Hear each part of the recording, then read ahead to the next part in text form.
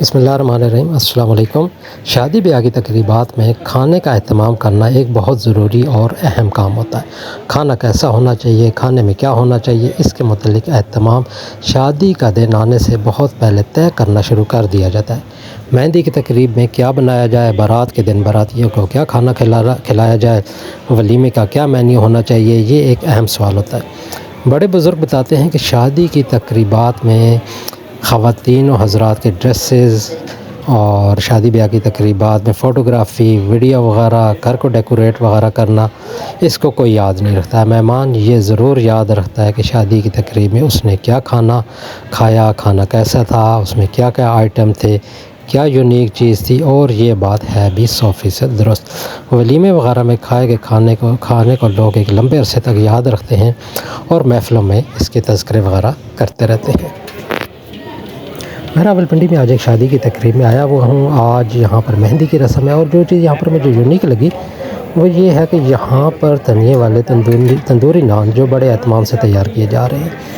ये नान बनाने वाले बजाय कि नान अपने होटल या अपने नान भाई की दुकान वगैरह से बना कर लाएँ, ये नान बनाने वाला गूँधा हुआ आटा, तंदूर, सिलेंडर वगैरह अपने साथ ले आते हैं और ताज़ा गर्मा गर्म नान मेहमानों के लिए तैयार किए जाते हैं। नान पर सब्ज़ धनिया, सफ़ेद तिल और ग्लूकोज़ का इस्तेमाल होता है।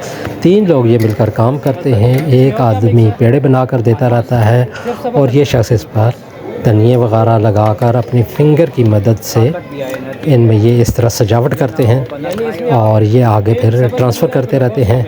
और एक जो तीसरा शख्स होता है वो इसको तंदूर में लगाना शुरू कर देता है और इस तरह ये गर्मा गर्म ताज़ा बिल्कुल क्रिस्पी नान तैयार होना शुरू हो जाते हैं। ये एंड तक मैं आपको बताऊंगा ये नान किस तरह तैयार होता है।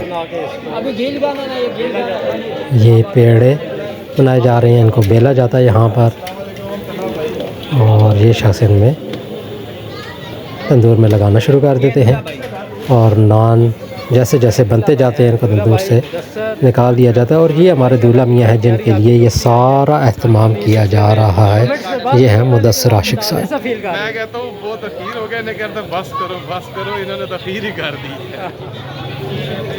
बहुत बेहतरीन हो गया माशाल्लाह। सब भाइयों का शुक्रिया, मेरे दोस्त, कज़न, मेरे रिश्तेदार, सब भाइयों का बहुत बहुत शुक्रिया। बहुत मज़ा आया जी और एंड कर दिया जी, एंड हो गया, बिल्कुल आ जाएगा। ये हमारे दूल्हा मियाँ मुदस्सिर साहब के तासुरात थे और दोबारा आते हैं नान वाली साइड पर। ये तंदूर है, ये मोबाइल तंदूर है, इसको एक जगह से दूसरी जगह आसानी के साथ ट्रांसफ़र किया जा सकता है।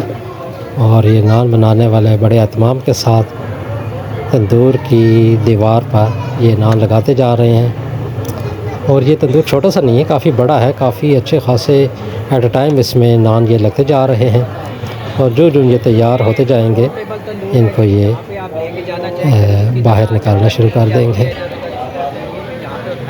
ले जाएं वहाँ पे, ये सिलेंडर उठाएं, सिलेंडर के साथ रखें और नान बनाएं। ये नान देखें जी कितने प्यारे सॉफ्ट की खुशबू सूंघ सकते हैं, तो आपको सूंघ के पता चलेगा कि बहुत ज़बरदस्त, बहुत ज़बरदस्त। तनिए वाले नान से मुतल्लिक़ ये तासुरात है दूल्हा मियाँ के करीबी कज़न महमूद साहब के। और इस तरह इसको 2 पीस में करना ज़रूरी होता है क्योंकि शादी ब्याह की तकरीबात में लोग अक्सर ख़्याल नहीं करते और बहुत खाना ज़ाया हो जाता है। लोग एहतमाम तो बहुत कर लेते हैं, प्लेटें फुल कर लेते हैं, पहाड़ तक भर लेते हैं, लेकिन उनसे खाया नहीं जाता। तो वहाँ पर तो अगर बचाया नहीं जा सकता सालन वगैरह या कबाब वगैरह, लेकिन नान में ये कि इसके 2 टुकड़े करने से फ़ायदा ये होता है कि इसका जो दूसरा पीस है वो ज़ाया नहीं जाता, वो बच जाता है, वो बाद में भी खाया जा सकता है या काम आ सकता है। और इस चीज़ पे हमें बहुत एहतियात करनी चाहिए कि रिस्क बेशक अल्लाह ताला की ज़ात देती है, लेकिन रिस्क को ज़ाया करना बहुत बड़ा गुनाह होता है। और इस तरह की तकरीबात में अमूमन ये देखने में आया है कि इस तरह रिस्क को बहुत ज़ाया किया जाता है। हमें इसे अवॉइड करना चाहिए। इंसान को उतना ही प्लेटों वगैरह में डाल के लाना चाहिए जिसको वो ईज़िली आसानी के साथ खा सके। और ये आप देख सकते हैं कि प्रोसेस होने के बाद ये नान इनके 2 पीस करके इनको यहाँ पर किसी एक मोटे कपड़े में दबा कर रख दिया जाता है ताकि ये देर तक गर्म रहें और गर्म रहने के साथ साथ नरम भी रहें।